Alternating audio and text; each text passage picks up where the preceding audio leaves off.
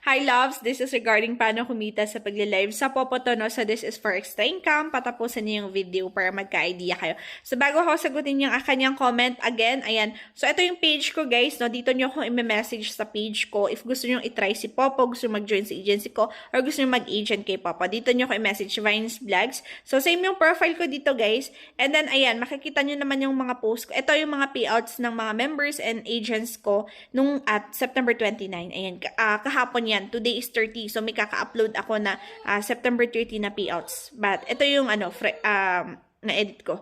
But anyway, ayan. So, bakit po hindi daw nag-add sa kanya yung points sa fireworks kahit na pinatapos naman niyang pumutok yung fireworks? Kasi sa points, yung sinasabi niya is GYC yon. So, get your free coins from fireworks and mga baul. Coins yung nakukuha dyan, loves, hindi po points. Coins yung nakukuha dyan. And then,